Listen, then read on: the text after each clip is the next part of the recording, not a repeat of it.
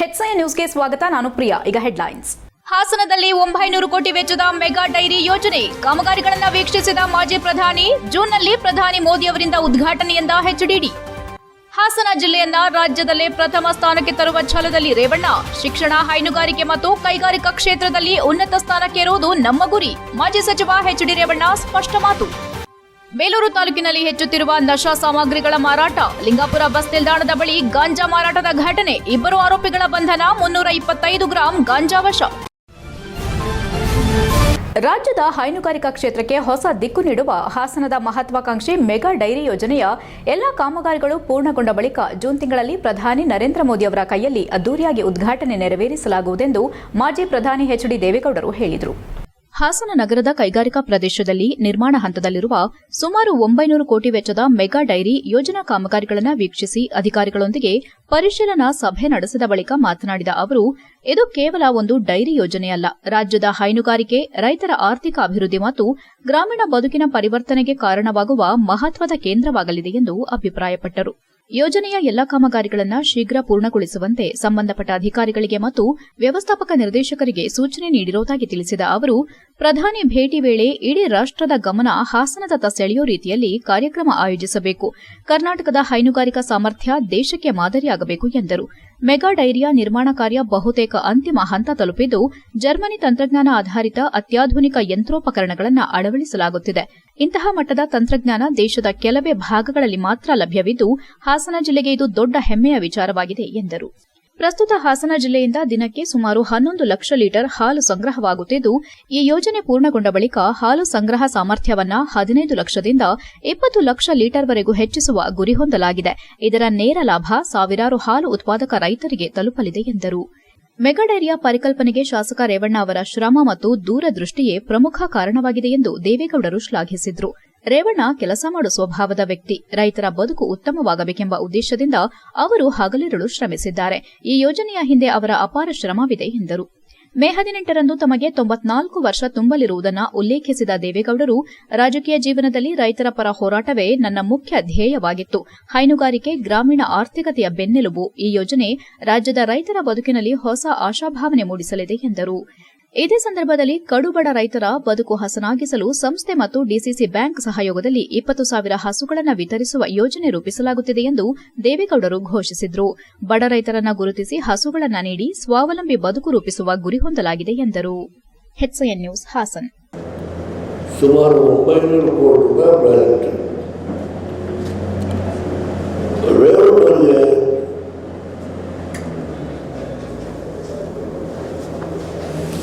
ಈ ಸರ್ಕಾರದಿಂದ ಇದಕ್ಕೆ ಯಾವುದೇ ಆರ್ಥಿಕವಾದಂಥ ಒಂದು ಏನು ಹಿಂದೆ ಅವರು ಕೊಟ್ಟಿದ್ದರು ಅದನ್ನು ಪೂರ್ಣ ಕ್ಲಿಯರ್ ಮಾಡಿದ್ದಾರೆ. ಸರಿ ತಾನೇ? ಈ ಸರ್ಕಾರಕ್ಕೂ ಈ ಸಂಸ್ಥೆಗೂ ಸಂಬಂಧ ಇಲ್ಲ. ಕೇಂದ್ರ ಸರ್ಕಾರ ಸುಮಾರು 280 ಕೋಟಿ ಇರಬೇಕು. ನನಗೆ ಜ್ಞಾಪಕ ಇದೆ, ನಾನೇ ಫೋನ್ ಮಾಡಿದ್ದೆ. ಹಾಸನ ಜಿಲ್ಲೆಯನ್ನ ಶಿಕ್ಷಣ, ಹೈನುಗಾರಿಕೆ ಮತ್ತು ಕೈಗಾರಿಕಾ ಕ್ಷೇತ್ರದಲ್ಲಿ ರಾಜ್ಯದಲ್ಲೇ ಪ್ರಥಮ ಸ್ಥಾನಕ್ಕೇರಿಸುವುದು ನಮ್ಮ ಗುರಿ ಎಂದು ಮಾಜಿ ಸಚಿವ ಎಚ್ಡಿ ರೇವಣ್ಣ ತಿಳಿಸಿದರು. ಹಾಸನ ನಗರದ ಕೈಗಾರಿಕಾ ಪ್ರದೇಶದಲ್ಲಿ ನಿರ್ಮಾಣ ಹಂತದಲ್ಲಿರುವ ಸುಮಾರು 900 ಕೋಟಿ ವೆಚ್ಚದ ಮೆಗಾ ಡೈರಿಯಲ್ಲಿ ಪತ್ರಿಕಾಗೋಷ್ಠಿ ನಡೆಸಿ ಮಾತನಾಡಿದ ಅವರು, ಜಿಲ್ಲೆಯಲ್ಲಿ ಕುಡಿಯುವ ನೀರಿನ ಯೋಜನೆಗಳಿಗೆ ಸಾವಿರಾರು ಕೋಟಿ ರೂಪಾಯಿ ವೆಚ್ಚ ಮಾಡಲಾಗಿದೆ. ಪಾಲಿಟೆಕ್ನಿಕ್ ಮತ್ತು ಎಂಜಿನಿಯರಿಂಗ್ ಶಿಕ್ಷಣಕ್ಕೆ ಹೆಚ್ಚಿನ ಆದ್ಯತೆ ನೀಡಲಾಗುತ್ತಿದ್ದು, ವಿದ್ಯುನ್ಮಾನ, ಗಣಕ ವಿಜ್ಞಾನ ಮತ್ತು ಹೊಸದಾಗಿ ಕೃತಕ ಬುದ್ದಿಮತ್ತೆ ವಿಭಾಗ ಆರಂಭಿಸಲಾಗಿದೆ. ಮುಂದಿನ ದಿನಗಳಲ್ಲಿ ವಿದ್ಯಾರ್ಥಿಗಳಿಗೆ ಅತ್ಯಾಧುನಿಕ ತಾಂತ್ರಿಕ ಶಿಕ್ಷಣ ನೀಡುವ ಗುರಿ ಹೊಂದಲಾಗಿದೆ ಎಂದರು. ಪ್ರಸ್ತುತ ಶಿಕ್ಷಣ ಸಂಸ್ಥೆಯಲ್ಲಿ ಸುಮಾರು 2,300ಕ್ಕೂ ಹೆಚ್ಚು ವಿದ್ಯಾರ್ಥಿಗಳು ವಿದ್ಯಾಭ್ಯಾಸ ಮಾಡುತ್ತಿದ್ದು, ರಾಜ್ಯದಲ್ಲೇ ಅತ್ಯುತ್ತಮ ಕಾಲೇಜಾಗಿಸುವ ಸಂಕಲ್ಪ ಹೊಂದಿದ್ದೇವೆ. ಕ್ರೀಡೆಗೆ ಉತ್ತೇಜನ ನೀಡಲು ಒಳಾಂಗಣ ಕ್ರೀಡಾಂಗಣ ನಿರ್ಮಾಣ ಅಗತ್ಯವಿದ್ದು, ಅದಕ್ಕಾಗಿ ಸುಮಾರು 5 ಕೋಟಿ ಅನುದಾನ ಬೇಕಾಗಿದೆ. ಈ ಕುರಿತು ದೇವೇಗೌಡರು ಮತ್ತು ಕುಮಾರಸ್ವಾಮಿ ಅವರಿಗೆ ಮನವಿ ಮಾಡಲಾಗಿದೆ ಎಂದು ತಿಳಿಸಿದರು. ಬೃಹತ್ ಹಾಲು ಸಂಸ್ಕರಣಾ ಘಟಕ ದೇಶದಲ್ಲೇ ಪ್ರಥಮ ಸ್ಥಾನಕ್ಕೇರಬೇಕೆಂಬ ಗುರಿಯಿಂದ ಎಲ್ಲಾ ಅಧಿಕಾರಿಗಳು ಮತ್ತು ಕರ್ನಾಟಕ ಹಾಲು ಮಹಾಮಂಡಳಿಯ ಸಿಬ್ಬಂದಿ ಶ್ರಮಿಸುತ್ತಿದ್ದಾರೆ.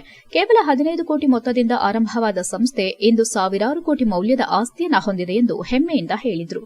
ಯೋಜನೆಯ ವಿಸ್ತರಣೆಗೆ 300 ಕೋಟಿ ಸಾಲ ಪಡೆದಿದ್ದು ಅದರಲ್ಲಿ 100 ಕೋಟಿ ಈಗಾಗಲೇ ತೀರಿಸಲಾಗಿದೆ. 5 ಎಕರೆ ಪ್ರದೇಶದಲ್ಲಿ ಗೋದಾಮು ನಿರ್ಮಾಣ, 150 ಕೋಟಿ ವೆಚ್ಚದ ಪ್ಲಾಸ್ಟಿಕ್ ಬಾಟಲಿ ಘಟಕ, ಹಾಲಿನ ಮಿಠಾಯಿ ತಯಾರಿಕಾ ಘಟಕ ಮತ್ತು ದೀರ್ಘಾವಧಿ ಹಾಲು ಸಂಸ್ಕರಣಾ ಘಟಕ ಸ್ಥಾಪನೆ ಕಾಮಗಾರಿ ನಡೆಯುತ್ತಿದೆ ಎಂದು ವಿವರಿಸಿದರು. ಹಾಸನದಿಂದ ಉತ್ಪಾದನೆಯಾಗುವ ಹಾಲು ಮತ್ತು ಹಾಲು ಉತ್ಪನ್ನಗಳನ್ನು ದೇಶದ ವಿವಿಧ ಭಾಗಗಳಿಗೆ ಸೇನೆಗೂ ಸರಬರಾಜು ಮಾಡಲಾಗುತ್ತಿದೆ. ಆಂಧ್ರಪ್ರದೇಶಕ್ಕೆ ಪ್ರತಿದಿನ ಸುಮಾರು 2.50 ಲಕ್ಷ ಲೀಟರ್ ಹಾಲು ಸರಬರಾಜು ಮಾಡುತ್ತಿದ್ದು, ಮುಂದಿನ ದಿನಗಳಲ್ಲಿ ಚೀನಾ ಗಡಿ ಹಾಗೂ ಪಾಕಿಸ್ತಾನ ಗಡಿಯಲ್ಲಿರುವ ಭಾರತೀಯ ಸೇನೆಗೂ ಉತ್ಪನ್ನ ಪೂರೈಕೆ ಮಾಡುವ ಗುರಿ ಹೊಂದಲಾಗಿದೆ ಎಂದರು. ಈ ಸಂದರ್ಭದಲ್ಲಿ ಮೊಸಳೆ ಹೊಸಳಿ ಇಂಜಿನಿಯರಿಂಗ್ ಕಾಲೇಜು ಪ್ರಾಂಶುಪಾಲ ರಂಗಸ್ವಾಮಿ ಉಪಸ್ಥಿತರಿದ್ದರು. HCN news Hassan. ಜಿಲ್ಲಾ ಪಂಚಾಯತ್ 24ನೇ ಸ್ಥಾನದಲ್ಲಿತ್ತು. ತಗೊಂಡು ಕೇಳಿದ್ರೆ ಇಲ್ಲ ಸರಿ ಇಲ್ಲ. ಮೊದಲನೇ ಸ್ಥಾನದಿಂದ ಜಮೀರ್ ಅಹಮದ್, ಇನ್ನೊಬ್ಬರು DC, ಅವನ್ನ 2 ತಿಂಗಳು ಬಿಟ್ಟಿಲ್ಲ. ಬಡ ಅವನೇನಾದ್ರು ಮುಂಚೆನೇ 15 ತಿಂಗಳು ಕುಮಾರ್ ಅಂತ ಹೇಳಿದ್ರೆ ಇಲ್ಲಿ ಎಲ್ಲ ಕೆಲಸ ನಡೆಸೋದು. ಇವತ್ತು ಪ್ರಕಾಶ್ ಇಲ್ಲ, 200 ರೂಪಾಯಿ ತಿನ್ನೋಣ ಪ್ರಕಾಶ. ಇವತ್ತು ಆ ಮನುಷ್ಯ 4 ವರ್ಷ ಆಗಿದ್ರು ಒಂದು ಕೆಟ್ಟ ಸಿಗ್ಲಾಗ್ಬೋದು. ಏನೇನು ನಡೀತಾ ಇದೆ ಅಂತ ಜನ ಹೇಳಲ್ಲ. ನನ್ನ ಟೈಮ್ ಬರುತ್ತೆ, ನಾನು ಸ್ವರೂಪನೂ ಅಷ್ಟೇ. ಪಾಪ ಹುಡುಗ ಆದಷ್ಟು ಏನು ಮಾಡ್ತಾರೆ ಅವ್ನ ಕೈಲಿ, ಅವ್ನ ಪರಿಸ್ಥಿತಿಯನ್ನು ನಾವು ಅರ್ಥ ಮಾಡಬೇಕಾಗುತ್ತೆ. ಅದರಿಂದ ನಾನು ಹೇಳೋದು, ದಯವಿಟ್ಟು ನಾನು ಮಾತು ಹೇಳ್ತೀನಿ, ನಿಮ್ಮ ಇವತ್ತು ಋಣದಿಂದ ನಾವೆಲ್ಲ ಇದ್ದೀವಿ. ಅವರಿಲ್ಲಾಂದ್ರೆ ನಮ್ಮದೇ ಯಾರು ಕೇಳ್ತಾರೆ. ಇವತ್ತು ಈ ಜಿಲ್ಲೆ HCN ನ್ಯೂಸ್ನಲ್ಲಿ ಈಗ ಒಂದು ಪುಟ್ಟ ಬ್ರೇಕ್. ಓ ರಮೇಶ, ಹಾಯ್ ಸುರೇಶ, ನೀನೇನೋ ಇಲ್ಲಿ? ನನ್ ಮಗನ್ನ PU ಜೊತೆಗೆ CA ಮಾಡ್ಸೋಣ ಅಂದ್ರೆ ನನ್ನ ಮಗ ಸ್ಪೋರ್ಟ್ಸ್ ಕಲ್ಚರಲ್ಸ್ ಅಂತಿದ್ದಾನೆ. ಏನ್ ಮಾಡೋದು? ಅದಕ್ಕೆ ಟೆನ್ಷನ್. ಡೈರೆಕ್ಟ್ ಆಗಿ ಕರ್ಕೊಂಡು ಹೋಗಿ ಪ್ರತಿ ಸಲ 100% ರಿಸಲ್ಟ್ ತಗೋತಿರೋ ನಮ್ಮ ಸೆಂಟ್ರಲ್ ಕಾಮರ್ಸ್ ಕಾಲೇಜ್ಗೆ ಸೇರ್ಸು. ಅಲ್ಲಿ ಪ್ರತಿ ವರ್ಷ ಸ್ಟೇಟ್ ರ್ಯಾಂಕ್ಸ್ ಹಾಗೆ ಜಿಲ್ಲೆಗೆ ಫಸ್ಟ್ ರ್ಯಾಂಕ್ ತಗೊಳ್ಳೋ ಜೊತೆಗೆ CA CS ಗೆ ಕೋಚಿಂಗ್ ಕೊಟ್ಟು ಒಳ್ಳೆ ರಿಸಲ್ಟ್ ಕೊಡ್ತಿರೋ ಜಿಲ್ಲೆಯ ನಂಬರ್ 1 ಕಾಮರ್ಸ್ ಕಾಲೇಜು. ಅಲ್ಲ, CA ಕೇಳಿದೀನಿ, CS ಅಂದ್ರೆ ಕಂಪನಿ ಸೆಕ್ರೆಟರಿ ಅಂತ. ಅದು CA ತರನೇ ಪ್ರೊಫೆಷನಲ್ ಕೋರ್ಸು. ಇಡೀ ಜಿಲ್ಲೆಯಲ್ಲಿ CS ಗೆ ಕೋಚಿಂಗ್ ಕೊಡ್ತಿರೋದು ಇದೊಂದೇ ಕಾಲೇಜು. ಜೊತೆಗೆ PU ಡಿಗ್ರಿ ಎಲ್ಲ ಸ್ಟೂಡೆಂಟ್ಸ್ ಗೂ advance Excel, SAP, Tally, power BI ತರ ಆಡ್ ಆನ್ ಕೋರ್ಸ್ ಗಳು ಇವೆ. ಇಷ್ಟೇ ಅಲ್ಲಪ್ಪ, ಡಿಗ್ರಿ ಸ್ಟೂಡೆಂಟ್ಸ್ ಗೆ ಪ್ಲೇಸ್ಮೆಂಟ್ ಟ್ರೈನಿಂಗ್ ಕೊಟ್ಟು ಕ್ಯಾಂಪಸ್ ಇಂಟರ್ವ್ಯೂ ಮಾಡಿಸ್ತಾರೆ. ಮತ್ತೆ ಪ್ರತಿ ವರ್ಷ ಕಾಲೇಜಿನ 50 ರಿಂದ 60 ವಿದ್ಯಾರ್ಥಿಗಳು ಒಳ್ಳೊಳ್ಳೆ ಕಂಪನಿಗೆ ಸೆಲೆಕ್ಟ್ ಆಗ್ತಿದ್ದಾರೆ. ಜೊತೆಗೆ ಸ್ಪೋರ್ಟ್ಸ್ ನಲ್ಲಿ ಈ ಕಾಲೇಜ್ ನ ಮಕ್ಕಳು ಸ್ಟೇಟ್ ಮತ್ತೆ ನ್ಯಾಷನಲ್ಸ್ ಗೂ ಹೋಗ್ತಾರೆ. ಕಲ್ಚರಲ್ಸ್ ಗೆ ಟ್ಯಾಲೆಂಟ್ ಹಂಟ್ ಅಂತ ಹಬ್ಬನೇ ಮಾಡ್ತಾರೆ. ಹಾಗಾದ್ರೆ ಕಾಮರ್ಸ್ ಮಕ್ಕಳಿಗೆ ಬೇಕಿರೋ A to Z ಇದೊಂದೇ ಕಾಲೇಜ್ ನಲ್ಲಿ ಸಿಗುತ್ತೆ ಅಂತ ಆಯ್ತು. ಹೌದು, ಹುಡುಗರಿಗೂ ಹುಡುಗಿಯರಿಗೂ ಪ್ರತ್ಯೇಕ ಹಾಸ್ಟೆಲ್ ವ್ಯವಸ್ಥೆ ಕೂಡ ಇದೆ. ಅದೇ ನಮ್ಮ ಸೆಂಟ್ರಲ್ ಕಾಮರ್ಸ್ ಕಾಲೇಜ್. ಪ್ರವೇಶಾತಿಗಾಗಿ ಸಂಪರ್ಕಿಸಿ central commerce PU college, Saibaba temple ಎದುರು, ಸಾಲಗಾಮಿ ರಸ್ತೆ, Hassan. Central commerce degree college, Salagami ರಸ್ತೆ, ಹಾಸನ. ದೂರವಾಣಿ ಸಂಖ್ಯೆ 9916141544 ಮತ್ತು 9902301522.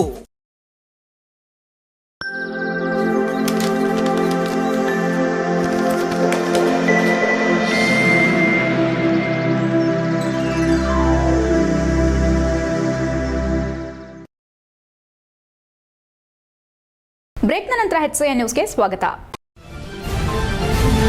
ಬೇಲೂರು ತಾಲೂಕಿನ ಅರೇಹಳ್ಳಿ ಹೋಬಳಿಯ ಲಿಂಗಾಪುರ ಗ್ರಾಮದ ಬಸ್ ನಿಲ್ದಾಣದ ಬಳಿ ಗಾಂಜಾ ಮಾರಾಟ ಮಾಡಲು ಯತ್ನಿಸುತ್ತಿದ್ದ 2 ಆರೋಪಿಗಳನ್ನು ಅರೇಹಳ್ಳಿ ಪೊಲೀಸರು ಬಂಧಿಸಿದ್ದಾರೆ. ಬಂಧಿತ ಆರೋಪಿಗಳನ್ನು 35 ವರ್ಷದ ಸಫೀಕುಲ್ ಇಸ್ಲಾಂ ಹಾಗೂ 25 ವರ್ಷದ ಮೊಹಮ್ಮದ್ ರಫೀಕುಲ್ ಅಲಿ ಎಂದು ಗುರುತಿಸಲಾಗಿದೆ. ಇಬ್ಬರು ಮೂಲತಃ ಅಸ್ಸಾಂ ರಾಜ್ಯದವರಾಗಿದ್ದು, ಪ್ರಸ್ತುತ ಅರೇಹಳ್ಳಿ ಹೋಬಳಿಯ ಲಿಂಗಾಪುರ ಲೈನ್ ಮನೆಯಲ್ಲಿ ವಾಸವಾಗಿದ್ದರೆಂದು ಪೊಲೀಸರು ತಿಳಿಸಿದ್ದಾರೆ. ಪೊಲೀಸ್ ಉಪನಿರೀಕ್ಷಕಿ ಶೋಭಾ ಭರಮಣ್ಣವರ ಅವರಿಗೆ ಬಂದ ಖಚಿತ ಮಾಹಿತಿ ಮೇರೆಗೆ ಸಿಬ್ಬಂದಿ ಹಾಗೂ ಪಂಚರ ಸಮಕ್ಷಮ ಲಿಂಗಾಪುರ ಗ್ರಾಮದ ಬಸ್ ನಿಲ್ದಾಣದ ಬಳಿ ದಾಳಿ ನಡೆಸಲಾಗಿದೆ. ಈ ವೇಳೆ ಆರೋಪಿಗಳು ಕಪ್ಪು ಬಣ್ಣದ ಪ್ಲಾಸ್ಟಿಕ್ ಕವರ್ನಲ್ಲಿ ಒಣಗಿದ ಗಾಂಜಾ ಸೊಪ್ಪನ್ನ ಅಕ್ರಮವಾಗಿ ಮಾರಾಟ ಮಾಡಲು ತಂದಿರುವುದು ಪತ್ತೆಯಾಗಿದೆ. ದಾಳಿ ವೇಳೆ ಆರೋಪಿಗಳಿಂದ ಸುಮಾರು 325 ಗ್ರಾಂ ಗಾಂಜಾವನ್ನ ವಶಪಡಿಸಿಕೊಂಡಿದ್ದು, ಇಬ್ಬರನ್ನ ಬಂಧಿಸಿ ಪೊಲೀಸರು ಮುಂದಿನ ತನಿಖೆ ಕೈಗೊಂಡಿದ್ದಾರೆ. ಕಾರ್ಯಾಚರಣೆಯಲ್ಲಿ ಪೊಲೀಸ್ ಸಿಬ್ಬಂದಿಗಳಾದ ಸುಪ್ರೀತ್, ಶಂಶುದ್ದೀನ್, ಮಂಜುನಾಥ್ ಹಾಗೂ ದರ್ಶನ್ ಭಾಗವಹಿಸಿದ್ದರು. HCN news Belur. ಕೇಂದ್ರ ಸರ್ಕಾರ ಜಾರಿಗೆ ತಂದಿರುವ 4 ಕಾರ್ಮಿಕ ಸಂಹಿತೆಗಳ ವಿರುದ್ಧ ಮಂಗಳವಾರ ನಡೆದ ಅಂಬೇಡ್ಕರ್ ಪ್ರತಿಮೆ ವೃತ್ತದಲ್ಲಿ ಸಿಐಟಿಯು ಜಿಲ್ಲಾ ಸಮಿತಿ ತೀವ್ರ ಆಕ್ರೋಶ ವ್ಯಕ್ತಪಡಿಸಿ ನಗರದಲ್ಲಿ 4 ಕಾರ್ಮಿಕ ಸಂಹಿತೆಗಳ ಪ್ರತಿಗಳನ್ನು ಸುಟ್ಟು ಹಾಕಿ ಆಕ್ರೋಶ ವ್ಯಕ್ತಪಡಿಸಿದರು. ನಗರದ ಅಂಬೇಡ್ಕರ್ ಪ್ರತಿಮೆ ಎದುರು ನಡೆದ ಪ್ರತಿಭಟನೆಯಲ್ಲಿ ಕಾರ್ಮಿಕರು ಮತ್ತು ಸಂಘಟನೆಯ ಮುಖಂಡರು ಕೇಂದ್ರ ಸರ್ಕಾರ ಪ್ರಕಟಿಸಿರುವ ಕಾರ್ಮಿಕ ಸಂಹಿತೆಗಳ ನಿಯಮಾವಳಿ ಪ್ರತಿಗಳನ್ನು ಸಾಮೂಹಿಕವಾಗಿ ಸುಟ್ಟು ಸರ್ಕಾರದ ಕ್ರಮವನ್ನು ಖಂಡಿಸಿದ್ರು. ಕೇಂದ್ರದ ಬಿಜೆಪಿ ನೇತೃತ್ವದ ಎನ್ಡಿಎ ಸರ್ಕಾರ ಕಾರ್ಮಿಕರ ಹಕ್ಕುಗಳು ಮತ್ತು ಸಂವಿಧಾನಬದ್ಧ ಸೌಲಭ್ಯಗಳನ್ನು ಕಸಿದುಕೊಳ್ಳಲು ಈ ಸಂಹಿತೆಗಳನ್ನು ಜಾರಿಗೆ ತಂದಿದೆ ಎಂದು ಪ್ರತಿಭಟನಾಕಾರರು ಆರೋಪಿಸಿ ಮೇ 30ರಂದು ಎಲ್ಲಾ ಜಿಲ್ಲಾಧಿಕಾರಿಗಳ ಕಚೇರಿಗೆ ಮುತ್ತಿಗೆ ಹಾಕಿ ಕಾರ್ಮಿಕ ಸಂಹಿತೆ ವಾಪಸ್ಗೆ ಆಗ್ರಹಿಸಲಾಗುವುದು ಎಂದರು. ಇದೇ ವೇಳೆ ಸಿಐಟಿಯು ಅಧ್ಯಕ್ಷ ಧರ್ಮೇಶ್ ಮಾಧ್ಯಮದೊಂದಿಗೆ ಮಾತನಾಡಿ, ಪ್ರಜಾಪ್ರಭುತ್ವ ಮೌಲ್ಯಗಳನ್ನು ಗಾಳಿಗೆ ತೂರಿ ಕೇಂದ್ರ ಸರ್ಕಾರ 4 ಕಾರ್ಮಿಕ ಸಂಹಿತೆಗಳಿಗೆ ಅಂತಿಮ ನಿಯಮಾವಳಿಗಳನ್ನು ಪ್ರಕಟಿಸಿದೆ. ಕಾರ್ಮಿಕ ಸಂಘಟನೆಗಳು ಹಾಗೂ ಸಿಐಟಿಯು ನೀಡಿದ್ದ ಆಕ್ಷೇಪಣೆಗಳನ್ನು ಸಂಪೂರ್ಣವಾಗಿ ಕಡೆಗಣಿಸಿ ಸರ್ಕಾರ ಏಕಪಕ್ಷೀಯವಾಗಿ ಕ್ರಮ ಕೈಗೊಂಡಿದೆ ಎಂದು ಆರೋಪಿಸಿದರು. ಸಿಐಟಿಯು ಪ್ರಕಾರ ಹಲವು ದಶಕಗಳ ಕಾಲ ನಡೆದ ಹೋರಾಟಗಳಿಂದ ಕಾರ್ಮಿಕರು ಗಳಿಸಿಕೊಂಡಿದ್ದ ಮೂಲಭೂತ ಹಕ್ಕುಗಳು ಮತ್ತು ಸೌಲಭ್ಯಗಳನ್ನು ಈ ಸಂಹಿತೆಗಳು ದುರ್ಬಲಗೊಳಿಸುತ್ತವೆ. ಖಾಯಂ ಉದ್ಯೋಗದ ಅವಕಾಶಗಳನ್ನು ಕಡಿಮೆ ಮಾಡಿ ಗುತ್ತಿಗೆ ಆಧಾರಿತ ಮತ್ತು ಅಸ್ಥಿರ ಉದ್ಯೋಗ ವ್ಯವಸ್ಥೆಗೆ ಯುವಕರನ್ನ ತಳ್ಳುವ ಪ್ರಯತ್ನ ಇದಾಗಿದೆ ಎಂದು ಸಂಘಟನೆ ಟೀಕಿಸಿದೆ. ಕಾರ್ಮಿಕರ ಮೇಲೆ ನವ ಗುಲಾಮಗಿರಿ ಹೇರುವ ಉದ್ದೇಶದಿಂದಲೇ ಈ ಸಂಹಿತೆಗಳನ್ನು ರೂಪಿಸಲಾಗಿದೆ. ಕಾರ್ಮಿಕರ ಪ್ರತಿಭಟನೆ ಹಕ್ಕು, ಸಂಘಟಿತ ಹೋರಾಟದ ಅವಕಾಶ ಮತ್ತು ಸಾಮಾಜಿಕ ಭದ್ರತೆಗಳನ್ನು ಕುಗ್ಗಿಸುವ ಕೆಲಸ ಸರ್ಕಾರ ಮಾಡುತ್ತಿದೆ. 2019ರಲ್ಲಿ ವೇತನ ಸಂಹಿತೆ ಜಾರಿಗೆ ಬಂದ ನಂತರ ದೇಶಾದ್ಯಂತ ವ್ಯಾಪಕ ಪ್ರತಿಭಟನೆಗಳು ನಡೆದಿದ್ದವು. 2020ರ ಜನವರಿಯಲ್ಲಿ ಅಖಿಲ ಭಾರತ ಮುಷ್ಕರ, ಬಳಿಕ ನವೆಂಬರ್ 26ರಂದು ಐತಿಹಾಸಿಕ ಸಾರ್ವತ್ರಿಕ ಮುಷ್ಕರ ನಡೆದಿತ್ತು. 2025ರ ಜುಲೈ 6ರಂದು ನಡೆದ ಸಾರ್ವತ್ರಿಕ ಮುಷ್ಕರದಲ್ಲಿ 25 ಕೋಟಿಗೂ ಹೆಚ್ಚು ಕಾರ್ಮಿಕರು ಭಾಗವಹಿಸಿದ್ದರು ಎಂದು ಹೇಳಿದರು. ಕಾರ್ಮಿಕ ವರ್ಗ ನಿರಂತರವಾಗಿ ಪ್ರತಿಭಟನೆ ನಡೆಸುತ್ತಿದ್ದರೂ ಕೇಂದ್ರ ಸರ್ಕಾರ ಕಾರ್ಪೊರೇಟ್ ಬಂಡವಾಳಶಾಹಿಗಳ ಪರವಾಗಿ ನಡೆದುಕೊಂಡಿದೆ. ಕಾರ್ಮಿಕ ಸಂಘಟನೆಗಳ ಮನವಿಗಳನ್ನು ಸರ್ಕಾರ ಸಂಪೂರ್ಣವಾಗಿ ನಿರ್ಲಕ್ಷಿಸಿದೆ ಎಂದು ಸಂಘಟನೆ ಆರೋಪಿಸಿದೆ. ದೇಶದಲ್ಲಿ ನಿರುದ್ಯೋಗ, ಬೆಲೆ ಏರಿಕೆ, ಹಣದುಬ್ಬರ ಮತ್ತು ಆರ್ಥಿಕ ಸಂಕಷ್ಟ ಹೆಚ್ಚುತ್ತಿರುವ ಸಂದರ್ಭ ಈ ಸಂಹಿತೆಗಳನ್ನು ಜಾರಿಗೊಳಿಸಿರುವುದು ಸರ್ಕಾರ ತನ್ನದೇ ಪ್ರಜೆಗಳ ವಿರುದ್ಧ ಯುದ್ಧ ಘೋಷಿಸಿದಂತಾಗಿದೆ ಎಂದು ಸಿಐಟಿಯು ಟೀಕಿಸಿದೆ. ಈ ಸಂಹಿತೆಗಳು ಕಾರ್ಮಿಕರ ಬದುಕು ಮತ್ತು ಜೀವನೋಪಾಯಗಳ ಮೇಲಿನ ನರಮೇಧದ ದಾಳಿಗಳಾಗಿವೆ. ಮುಂದಿನ ತಲೆಮಾರುಗಳ ಭರವಸೆ ಮತ್ತು ಉದ್ಯೋಗ ಭದ್ರತೆಯನ್ನೇ ನಾಶ ಮಾಡುವ ಅಪಾಯಕಾರಿ ಕ್ರಮ ಇದು ಎಂದು ಎಚ್ಚರಿಸಿದರು. ಕರ್ನಾಟಕ ಸರ್ಕಾರ ರಾಜ್ಯದಲ್ಲಿ ಈ ಸಂಹಿತೆಗಳನ್ನು ಜಾರಿಗೆ ತರಬಾರದು. ಸಂವಿಧಾನಬದ್ಧ ಒಕ್ಕೂಟ ವ್ಯವಸ್ಥೆಯನ್ನ ಕಾಪಾಡಿ ರಾಜ್ಯದ ಕಾರ್ಮಿಕರ ಹಿತಾಸಕ್ತಿಯನ್ನ ರಕ್ಷಿಸುವ ಜವಾಬ್ದಾರಿ ಸರ್ಕಾರದ ಮೇಲಿದೆ ಎಂದರು. ಅಖಿಲ ಭಾರತ ಸಿಐಟಿಯು ಸಮಿತಿಯ ಕರೆಯಂತೆ ಹಾಸನದಲ್ಲಿ ಪ್ರತಿಭಟನೆ ನಡೆಸಲಾಗಿದೆ ಎಂದರು. ಪ್ರತಿಭಟನೆಯಲ್ಲಿ ಸಿಐಟಿಯು ಜಿಲ್ಲಾ ಉಪಾಧ್ಯಕ್ಷ ಪ್ರಕಾಶ್, ಕಾರ್ಯದರ್ಶಿ ಟಿಎಚ್ ಜಯಂತಿ, ಖಜಾಂಚಿ ಅರವಿಂದ್, ಮೀನಾಕ್ಷಿ, ದಾಕ್ಷಾಯಿನಿ, ಕುಮಾರ್, ಹಾದೇವ್, ನಾಗರತ್ನ, ಪದ್ಮಾ, ಶಾಂತಮ್ಮ ಸೇರಿದಂತೆ ಇತರರು ಉಪಸ್ಥಿತರಿದ್ದರು. HCN news Hassan. ಇವತ್ತು ಇಡೀ ದೇಶಾದ್ಯಂತ ಸಿಐಟಿಯುನ ಕೇಂದ್ರ ಸಮಿತಿ, ರಾಷ್ಟ್ರ ಸಮಿತಿಯ ಕರೆಯ ಭಾಗವಾಗಿ ಎಲ್ಲ ಕಡೆಗಳಲ್ಲಿ ಈ 4 ಲೇಬರ್ ಕೋಡ್ಗಳನ್ನು ಅಧಿಸೂಚನೆ ಸುಟ್ಟು ಪ್ರತಿಭಟನೆ ಮಾಡ್ತಾಯಿದೆ. ವಿಷಯ ಇಷ್ಟೇ, ಈಗಾಗಲೇ ಲೇಬರ್ ಕೋಡ್ಗಳನ್ನು 4 ಕಾರ್ಮಿಕ ಸಂಹಿತೆಗಳನ್ನು ಕಾರ್ಮಿಕ ವಿರುದ್ಧವಾಗಿ ಕೇಂದ್ರ ಸರ್ಕಾರ ಜಾರಿ ಮಾಡಿದೆ. ಕಳೆದ ವರ್ಷ ನವೆಂಬರ್ 21ನೇ ತಾರೀಕಿಗೆ ಅಧಿಸೂಚನೆ ಹೊರಡಿಸಿ ಜಾರಿ ಮಾಡಿದೆ. ಅದು ಇದುವರೆಗೂ ಕೂಡ ಅದಕ್ಕೋಸ್ಕರ ಅದನ್ನು ಅದಕ್ಕೆ ಬಹಳ ಇಡೀ ದೇಶಾದ್ಯಂತ ತೀವ್ರ ವಿರೋಧ ವ್ಯಕ್ತ ಆಗಿತ್ತು. ಕಾರ್ಮಿಕರು ಮುಷ್ಕರ ಮಾಡಿದರು ಮತ್ತು ಎಲ್ಲ ರಾಜ್ಯಗಳಲ್ಲಿ ಅದನ್ನು ನಿಯಮಾವಳಿ ರಚನೆ ಮಾಡಲಿಕ್ಕೆ ಅವಕಾಶ ಕೊಟ್ಟಿರಲಿಲ್ಲ. ಸೊ ಆ ಕಾರಣಕ್ಕೆ ಅದನ್ನು ತಡೆ ಹಿಡಿಯಲಾಗಿತ್ತು.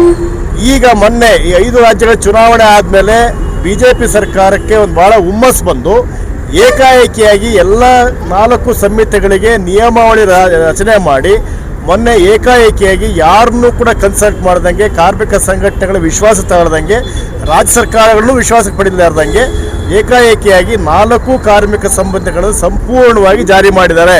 ಸೊ ಸಂಪೂರ್ಣ ಜಾರಿ ಮಾಡಿದ ಅರ್ಥ ಏನು ಅಂದರೆ, ಮೊದಲು ಅಧಿಸೂಚನೆ ಹೊರಡುತ್ತೆ, ಆ ಕಾಯ್ದೆಗೆ ನಿಯಮಾವಳಿ ರಚನೆ ಮಾಡಬೇಕಾಗುತ್ತೆ.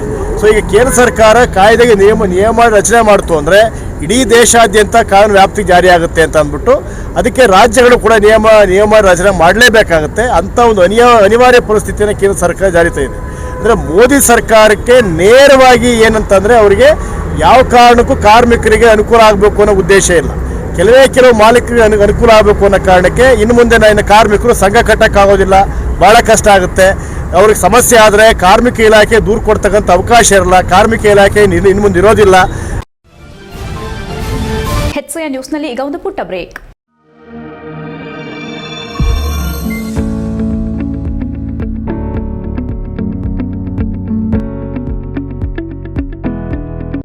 I'm Silma Bigada. I'm a student of Central Commerce College, Hassan. ನಾನು ಬೋರ್ಡ್ ಎಕ್ಸಾಮ್ಸ್ ಅಲ್ಲಿ 591 ಸ್ಕೋರ್ ಮಾಡಿದ್ದೀನಿ 600ಗೆ. ಇದೆಲ್ಲದಕ್ಕೂ ಕಾಲೇಜ್ ಸಪೋರ್ಟ್ ಮಾಡಿದೆ, ಕಾಲೇಜ್ ನಂಗೆ ತುಂಬಾ ಸಪೋರ್ಟ್ ಮಾಡಿದೆ. Hi everyone, I'm Sarayu from Central Commerce College. I've secured 591, 98.5. I'm so happy with this, but ಇನ್ನೂ ಬರ್ಬೇಕಿತ್ತು. So but ಇದೆಲ್ಲ ಲೆಕ್ಚರರ್ಸ್ ಪೇರೆಂಟ್ಸ್ ಸಪೋರ್ಟ್ ಇಂದಾನೆ ಸಾಧ್ಯ ಆಗಿದ್ದು. ತುಂಬಾನೇ ಸಪೋರ್ಟ್ ಮಾಡಿದ್ದಾರೆ ಕಾಲೇಜಲ್ಲಂತೂ. ಲೈಕ್ ಬರೀ ಸ್ಟಡೀಸ್ ಅಂತ ಅಲ್ಲ, ಕಲ್ಚರಲ್ ಆಗ್ಲಿ ಅಥವಾ ಸ್ಪೋರ್ಟ್ಸ್ ಆಗ್ಲಿ ಎಲ್ಲಾದ್ರಲ್ಲೂ ತುಂಬಾನೇ ಸಪೋರ್ಟ್ ಇದೆ.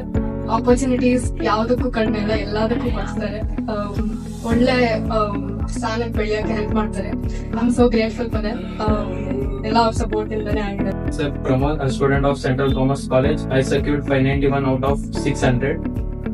To be here, I am very thankful to my lecturers and my parents who supported me to achieve these marks. Thank you for all for supporting me. ನನ್ನ ಹೆಸರು ದೇವಿಕಾ. ನಾನು ಸೆಂಟ್ರಲ್ ಕಾಮರ್ಸ್ ಕಾಲೇಜಲ್ಲಿ second PU ಮುಗಿಸಿದ್ದೀನಿ.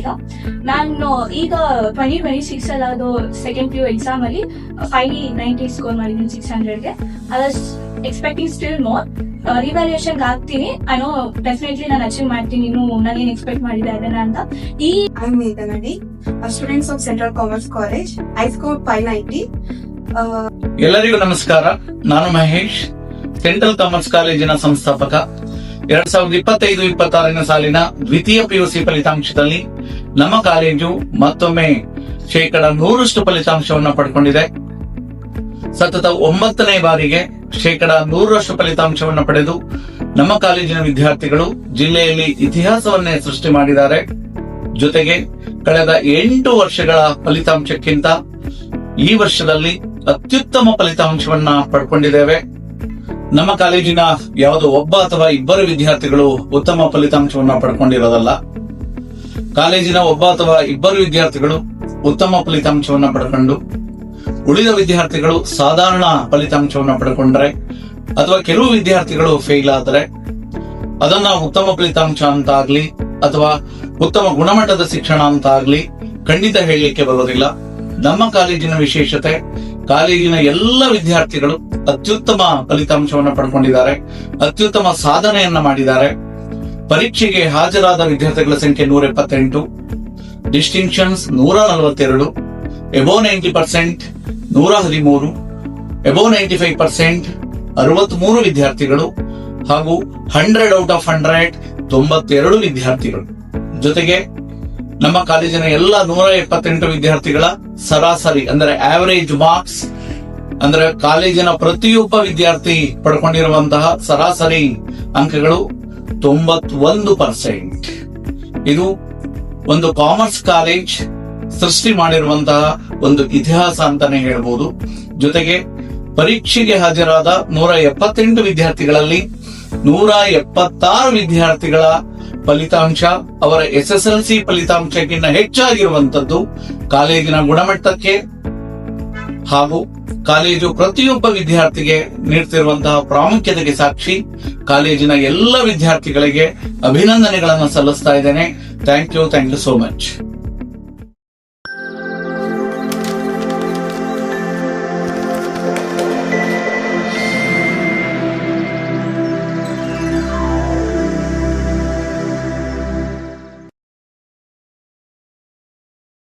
ಬ್ರೇಕ್ನ ನಂತರ HCN ನ್ಯೂಸ್ಗೆ ಸ್ವಾಗತ. ಹಾಸನ ನಗರದ Jagjivan Ram Nagar, Mochi colony ಹಾಗೂ pension ಮೊಹಲಾದಲ್ಲಿ ಆರಾಧ್ಯ ದೈವಗಳಾದ ಶ್ರೀ ದಂಡಿನ ಮಾರಮ್ಮ, ಶ್ರೀ ಚಿಕ್ಕಮ್ಮ ಹಾಗೂ ಶ್ರೀ ಕೆಂಚರಾಯ ಸ್ವಾಮಿ ಅವರ 242ನೇ ವರ್ಷದ ಜಾತ್ರಾ ಮಹೋತ್ಸವವು ಭಕ್ತಿ ಮತ್ತು ಸಂಭ್ರಮದ ವಾತಾವರಣದಲ್ಲಿ ಮೆರವಣಿಗೆ ಜರುಗಿತು. ಶ್ರೀ ದಂಡಿನ ಮಾರಮ್ಮ, ಶ್ರೀ ಚಿಕ್ಕಮ್ಮ ಮತ್ತು ಶ್ರೀ ಕೆಂಚರಾಯ ಸ್ವಾಮಿ ಸೇವಾ ಸಮಿತಿ ಹಾಗೂ ಬಾಲಾಜಿ ಯುವಕರ ಸಂಘದ ಆಶ್ರಯದಲ್ಲಿ ಆಯೋಜಿಸಲಾದ ಜಾತ್ರಾ ಮಹೋತ್ಸವಕ್ಕೆ ನಗರದ ವಿವಿಧ ಭಾಗಗಳಿಂದ ಭಕ್ತರು ಹೆಚ್ಚಿನ ಸಂಖ್ಯೆಯಲ್ಲಿ ಆಗಮಿಸಿ ದೇವಿಯ ದರ್ಶನ ಪಡೆದು ವಿಶೇಷ ಪೂಜೆ ಸಲ್ಲಿಸಿದ್ರು. ಜಾತ್ರೆ ಅಂಗವಾಗಿ ಬೆಳಿಗ್ಗೆ ದೇವರ ಅಡ್ಡೆ ಮತ್ತು ಮೆರವಣಿಗೆ ಕಾರ್ಯಕ್ರಮ ನಡೆಯಿತು. ಪೆನ್ಷನ್ ಮೊಹಲ್ಲಾ ಮುಖ್ಯ ರಸ್ತೆಯಿಂದ ಆರಂಭವಾದ ಮೆರವಣಿಗೆ ಶ್ರೀ ಕೊಲ್ಲಾಪುರದಮ್ಮ ದೇವಸ್ಥಾನ, ಶ್ರೀ ದೊಡ್ಡಮ್ಮ ದೇವಸ್ಥಾನ, ಶ್ರೀ ಚಿಕ್ಕಮ್ಮ ದೇವಸ್ಥಾನ ಸೇರಿದಂತೆ ವಿವಿಧ ದೇವಾಲಯಗಳ ಮಾರ್ಗವಾಗಿ ಸಂಚರಿಸಿತು. ಚಿಕ್ಕನಾಳು ಪೊಲೀಸ್ ಡಿಆರ್ ಕ್ವಾರ್ಟರ್ಸ್, ಕುಂಬಾರರ ಬೀದಿ, ಅಡ್ಲಿಮನೆ ರಸ್ತೆ, ಹೊಸಲೈನ್ ರಸ್ತೆ, ಹಳೆ ತಾಲೂಕು ಕಚೇರಿ ರಸ್ತೆ, ಗಾಣಿಗರ ಬೀದಿ, ಪಾಂಡುರಂಗ ದೇವಸ್ಥಾನ, ಬೆಸ್ತರ ಬೀದಿ ಮತ್ತು ದುರ್ಗಮ್ಮ ದೇವಸ್ಥಾನ ಮಾರ್ಗವಾಗಿ ಭವ್ಯ ಮೆರವಣಿಗೆ ಸಾಗಿತು. ವಿವಿಧ ವಾದ್ಯಗೋಷ್ಠಿಗಳು, ಡೊಳ್ಳು ಕುಣಿತ ಮತ್ತು ಭಕ್ತರ ಜಯಘೋಷಗಳ ನಡುವೆ ನಡೆದ ಮೆರವಣಿಗೆಗೆ ಸಾರ್ವಜನಿಕರು ಪುಷ್ಪವೃಷ್ಟಿ ಮಾಡುವ ಮೂಲಕ ಸ್ವಾಗತಿಸಿದ್ರು. ಸಂಜೆ ಹಾಲುಗಂಬ ಪ್ರದೇಶದಲ್ಲಿ ದೇವಿಯ ಅಡ್ಡೆ ತಂಗಿ ವಿಶೇಷ ಪೂಜೆ, ಮಹಾಮಂಗಳಾರತಿ ಹಾಗೂ ಶಾಂತಿ ಕಾರ್ಯಕ್ರಮಗಳು ಜರುಗಿದವು. ಭಕ್ತರು ಪೂಜಾ ಕಾರ್ಯಕ್ರಮಗಳಲ್ಲಿ ಪಾಲ್ಗೊಂಡು ಭಕ್ತಿಭಾವ ಮೆರೆದಿರುವುದಾಗಿ ಜೈಭೀಮ್ ಬ್ರಿಗೇಡ್ ಜಿಲ್ಲಾಧ್ಯಕ್ಷ ರಾಜೇಶ್ ಮಾಧ್ಯಮಕ್ಕೆ ಮಾಹಿತಿ ನೀಡಿದರು. ನಿರ್ಮಲಾ ನಗರ ಹಾಗೂ ಪೊಲೀಸ್ ಕ್ವಾರ್ಟರ್ಸ್ ಮಾರ್ಗವಾಗಿ ದೇವಿಗೆರೆಯಲ್ಲಿ ಗಂಗಾಸ್ನಾನ ಕಾರ್ಯಕ್ರಮ ನೆರವೇರಿತು. ಪುರೋಹಿತರ ನೇತೃತ್ವದಲ್ಲಿ ವಿಶೇಷ ಅರ್ಚನೆ ಸಲ್ಲಿಸಿ ಕಳಸ ಹಾಗೂ ತೇರಿನ ಮೆರವಣಿಗೆಯನ್ನ ಭಕ್ತಿಭಾವದಿಂದ ನಡೆಸಲಾಯಿತು. ಗಣಪತಿ ಪೆಂಡಾಲ್, ಸಹ್ಯಾದ್ರಿ ಸರ್ಕಲ್, ಅರಳೇಪೇಟೆ ಹಾಗೂ ಪೆನ್ಷನ್ ಮೊಹಲ್ಲಾ ಮಾರ್ಗವಾಗಿ ತೇರಿನ ಮೆರವಣಿಗೆ ಸಾಗಿದ್ದು, ಮಾರ್ಗ ಮಧ್ಯೆ ಭಕ್ತರು ಆರತಿ ಬೆಳಗಿ ದೇವಿಯ ಕೃಪೆಗೆ ಪಾತ್ರರಾದರು. ಬಳಿಕ ಅಮ್ಮನವರ ದೃಷ್ಟಿ ಸೇವೆ ನೆರವೇರಿಸಿ ಗರ್ಭಗುಡಿಗೆ ಅಡ್ಡೆ ಇರಿಸಲಾಯಿತು. ನಂತರ ಬಲಿ ಶಾಂತಿ ಹಾಗೂ ಮಹಾಮಂಗಳಾರತಿ ಕಾರ್ಯಕ್ರಮ ಜರುಗಿದವು. ಜಾತ್ರಾ ಮಹೋತ್ಸವದಲ್ಲಿ ಮುಖ್ಯ ಅತಿಥಿಗಳಾಗಿ ಕೃಷ್ಣಮೂರ್ತಿ, ಕಮಲಮ್ಮ, ಎಚ್ಟಿ ಕೃಷ್ಣಪ್ಪ, ಸ್ವಾಮಿನಾಥ್, ಡಾ ಎಚ್ಎನ್ ಹರೀಶ್, ಸುನಿಲ್, ಜಿಪಿ ಯೋಗೇಶ್ ಹಾಗೂ ಪ್ರಕಾಶ್ ಭಾಗವಹಿಸಿದ್ದರು. ಜಾತ್ರೆ ಯಶಸ್ಸಿಗೆ ಸೇವಾ ಸಮಿತಿ ಪದಾಧಿಕಾರಿಗಳು, ಡಿಸಿಕೆ ಬಾಯ್ಸ್, ಬಾಲಾಜಿ ಯುವಕರ ಸಂಘದ ಸದಸ್ಯರು ಮತ್ತು ಭಕ್ತಾದಿಗಳ ಭಾಗವಹಿಸುವಿಕೆಯಿಂದ ಜಾತ್ರಾ ಮಹೋತ್ಸವ ಅದ್ದೂರಿಯಾಗಿ ಯಶಸ್ವಿಯಾಗಿ ನೆರವೇರಿತು. HCN news Haasan. ನಮಸ್ಕರಿಸುತ್ತಾ ಚಿಕ್ಕಮ್ಮ, ದೊಡ್ಡಮ್ಮ, ಶ್ರೀ ದಂಡಿನ ಮಾರಮ್ಮ, ಶ್ರೀ ಕೆಂಚರಾಯ ಸ್ವಾಮಿ, ಶ್ರೀ ಈ ಜಾತ್ರಾ ಮಹೋತ್ಸವದ 242ನೇ ಜಾತ್ರಾ ಮಹೋತ್ಸವ ಶುಭಾಶಯ ತಿಳಿಸ್ತಾ, ಈ ವರ್ಷ ಅದ್ದೂರಿಯಾಗಿ ಕಳೆದ 3 ದಿನಗಳಿಂದ ಅದ್ದೂರಿಯಾಗಿ ಮೆರವಣಿಗೆ ನಡೀತಿದೆ. ಈ ತಾಯಿಯ ಒಂದು ವಿಶೇಷ ಏನಂದರೆ, ಏನೇ ಕಷ್ಟ ಬಂದರೂ ನಿವಾರಿಸೋ ಮತ್ತು ಶಕ್ತಿ ಇದೆ. ದಯವಿಟ್ಟು ಭಕ್ತಾದಿಗಳು ಈ ಕಾರ್ಯಕ್ರಮದಲ್ಲಿ ಭಾಗವಹಿಸಿ ಅಮ್ಮನವರ ಕೃಪೆಗೆ ಪಾತ್ರರಾಗಬೇಕಾಗಿ ವಿನಂತಿ. ಜೊತೆಗೆ ಈ ವರ್ಷ ಒಳ್ಳೆ ಮಳೆ ಬಂದು ಎಲ್ಲರೂ ಕಾರ್ಮಿಕರು, ರೈತರು ಪ್ರತಿಯೊಬ್ಬರಿಗೂ ಒಳ್ಳೆಯದಾಗಲಿ ಅಂತ ಆ ಎಲ್ಲರ ಭಕ್ತಾದಿಗಳಿಗೆ ತಾಯಿ ದಂಡಿನ ಮಾರಮ್ಮ, ಕೆಂಚರಾಯ ಸ್ವಾಮಿ, ಚಿಕ್ಕಮ್ಮ, ದೊಡ್ಡಮ್ಮ ಆಶೀರ್ವಾದ ಸಿಗಲಿ ಅಂತ ಆಶಿಸ್ತಾ ನಾನು ಮಾತು ಮುಗಿಸ್ತೀನಿ. ಎಲ್ಲ ಭಕ್ತಾದಿಗಳಿಗೂ ಒಳ್ಳೆಯದಾಗಲಿ. HCN ನ್ಯೂಸ್ನಲ್ಲಿ ಈಗ ಒಂದು ಪುಟ್ಟ ಬ್ರೇಕ್. ಹಾಸನದಲ್ಲಿ 28 ವರ್ಷಗಳಿಂದ ಜನತೆಗೆ ಅತ್ಯುತ್ತಮವಾದ ವೈದ್ಯಕೀಯ ಸೇವೆಯನ್ನು ನೀಡುತ್ತಿರುವ ಹೇಮಾವತಿ ಮಲ್ಟಿಸ್ಪೆಷಾಲಿಟಿ ಹಾಸ್ಪಿಟಲ್ ಹಾಸನ. ನಮ್ಮಲ್ಲಿ ದಿನದ 24 ಗಂಟೆಯೂ ಆಕ್ಸಿಡೆಂಟಲ್ ಇಂಜುರೀಸ್ ಮತ್ತು ಎಮರ್ಜೆನ್ಸಿ ಸರ್ವಿಸ್ಗಳನ್ನು ಹೊಂದಿದೆ. ಹೇಮಾವತಿ ಆಸ್ಪತ್ರೆಯ ಡಾಕ್ಟರ್ ನಿಖಿಲ್ ಆರ್ ಭಟ್ ರವರು ಎಂಎಸ್ ಆರ್ಥೋಪೆಡಿಕ್ನಲ್ಲಿ ಚಿನ್ನದ ಪದಕ ಪಡೆದು ಸಿಂಗಾಪುರ್ ಜನರಲ್ ಹಾಸ್ಪಿಟಲ್ನಲ್ಲಿ ಫೆಲೋಶಿಪ್ ಇನ್ ಜಾಯಿಂಟ್ ರಿಪ್ಲೇಸ್ಮೆಂಟ್ ಸರ್ಜರಿಯ ಪದವಿ ಪಡೆದು ಸೇವೆಯನ್ನ ಸಲ್ಲಿಸಿರುತ್ತಾರೆ.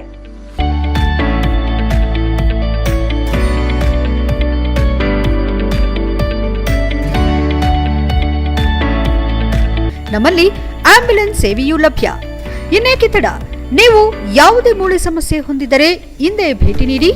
ಹೇಮಾವತಿ ಮಲ್ಟಿಸ್ಪೆಷಾಲಿಟಿ ಹಾಸ್ಪಿಟಲ್, ಉತ್ತರ ಬಡಾವಣೆ, ಹಾಸನ. ಬ್ರೇಕ್ನ ನಂತರ HCN ನ್ಯೂಸ್ಗೆ ಸ್ವಾಗತ. ಬೇಲೂರು ಪುರಸಭೆ ಸದಸ್ಯ AR ಅಶೋಕ್ ಅವರನ್ನ ಅನರ್ಹಗೊಳಿಸಿ ಜಿಲ್ಲಾಧಿಕಾರಿ ನ್ಯಾಯಾಲಯ ನೀಡಿದ ಆದೇಶಕ್ಕೆ ಹೈಕೋರ್ಟ್ ತಡೆ ನೀಡಿರುವ ಹಿನ್ನೆಲೆ ಅವರು ಪುರಸಭಾ ಸದಸ್ಯರಾಗಿ ಮುಂದುವರಿಯಲಿದ್ದಾರೆ. ಕೆಲವು ಆಡಳಿತಾತ್ಮಕ ಹಾಗೂ ಕಾನೂನು ಸಂಬಂಧಿತ ವಿಚಾರಗಳ ಹಿನ್ನೆಲೆ ಜಿಲ್ಲಾಧಿಕಾರಿ ನ್ಯಾಯಾಲಯವು AR ಅಶೋಕ್ ಅವರ ಸದಸ್ಯತ್ವವನ್ನು ಅನರ್ಹಗೊಳಿಸಿ ಆದೇಶ ಹೊರಡಿಸಿತ್ತು. ಈ ಆದೇಶವನ್ನು ಪ್ರಶ್ನಿಸಿ ಅಶೋಕ್ ಅವರು ಹೈಕೋರ್ಟ್ ಮೊರೆ ಹೋಗಿದ್ದರು. ವಿಚಾರಣೆ ನಡೆಸಿದ ಹೈಕೋರ್ಟ್ ಡಿಸಿ ಕೋರ್ಟ್ ನೀಡಿದ್ದ ಅನರ್ಹತೆ ಆದೇಶಕ್ಕೆ ತಾತ್ಕಾಲಿಕ ತಡೆ ನೀಡಿ ಮುಂದಿನ ವಿಚಾರಣೆವರೆಗೆ ಹಳೆಯ ಸ್ಥಿತಿ ಮುಂದುವರಿಯುವಂತೆ ಸೂಚನೆ ನೀಡಿದೆ. ಇದರಿಂದ AR ಅಶೋಕ್ ಅವರು ಪುರಸಭಾ ಸದಸ್ಯರಾಗಿ ತಮ್ಮ ಹುದ್ದೆಯಲ್ಲಿ ಮುಂದುವರಿಯಲು ಅವಕಾಶ ದೊರೆತಿದೆ. ಹೈಕೋರ್ಟ್ ಆದೇಶ ಹೊರಬಿದ್ದ ಬಳಿಕ ಅಶೋಕ್ ಬೆಂಬಲಿಗರಲ್ಲಿ ಸಂತಸ ಮನೆ ಮಾಡಿದ್ದು, ಪುರಸಭೆ ಮುಂಭಾಗ ಪಟಾಕಿ ಸಿಡಿಸಿ ಸಿಹಿ ಹಂಚಿ ಪರಸ್ಪರ ಅಭಿನಂದನೆ ಸಲ್ಲಿಸಿಕೊಂಡರು. ಪತ್ರಕರ್ತರೊಂದಿಗೆ ಮಾತನಾಡಿದ ಪುರಸಭೆ ನಿಕಟ ಪೂರ್ವಾಧ್ಯಕ್ಷ AR ಅಶೋಕ್, ಇವತ್ತು ಸತ್ಯಕ್ಕೆ ಜಯ ಸಿಕ್ಕಿದೆ ಅನ್ನೋದಕ್ಕೆ ಇದು ಒಂದು ದೊಡ್ಡ ಉದಾಹರಣೆ. ತಮ್ಮ ವಿರುದ್ಧ ಡಿಸಿ ಕೋರ್ಟ್ನಲ್ಲಿ ಸದಸ್ಯತ್ವ ರದ್ದುಪಡಿಸಲಾಗಿತ್ತು. ಆದರೆ ಇದೀಗ ಘನ ಉಚ್ಚ ನ್ಯಾಯಾಲಯ ತಡೆಯಾಜ್ಞೆ ನೀಡಿ ಪುರಸಭಾ ಸದಸ್ಯತ್ವವನ್ನು ಮುಂದುವರೆಸಬಹುದೆಂದು ಆದೇಶ ನೀಡಿರುವುದಾಗಿ ತಿಳಿಸಿದರು.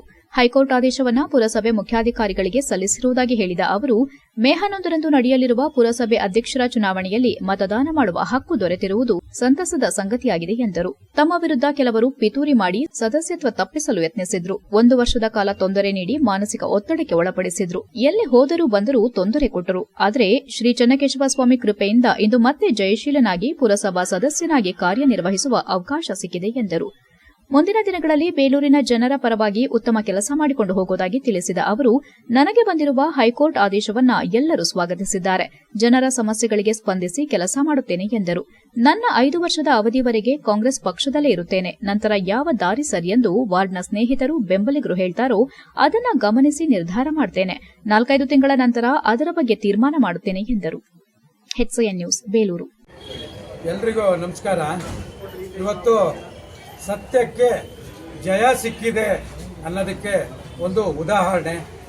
ನನ್ನ ವಿರುದ್ಧ ಏನು DC ಕೋರ್ಟ್ನಲ್ಲಿ ಸದಸ್ಯತ್ವನ ರದ್ದುಪಡಿಸಿದ್ರು, ಆ ರದ್ದುಪಡಿಸಿದಂಥದ್ದನ್ನು ಇವತ್ತು ಘನ ಉಚ್ಚ ನ್ಯಾಯಾಲಯವು ನನಗೆ ತಡೆಯಾಜ್ಞೆ ಕೊಟ್ಟು ನನ್ನ ಒಂದು ಕಾರ್ಯವೈಖರಿಯ ಸದಸ್ಯತ್ವನ ಮುಂದುವರಿಸ್ಕೊಂಡು ಹೋಗಬಹುದು ಅನ್ನೋ ಒಂದು ಹೈಕೋರ್ಟ್ ಆಜ್ಞೆ ಏನಿದೆ ಆ ಆಜ್ಞೆಯನ್ನು ನಾನು ಪುರಸಭೆಯ ಮುಖ್ಯಾಧಿಕಾರಿಗಳಿಗೆ ಕೊಟ್ಟು ಮುಂದೆ ನಡೀತಕ್ಕಂಥ ಏನು ಸೋಮವಾರ 11ನೇ ತಾರೀಕು ಪುರಸಭೆಯ ಅಧ್ಯಕ್ಷರ ಚುನಾವಣೆಯಲ್ಲಿ ಹಕ್ಕು ನನ್ನ ಓಟು ಹಾಕೋದಕ್ಕೆ ಒಂದು.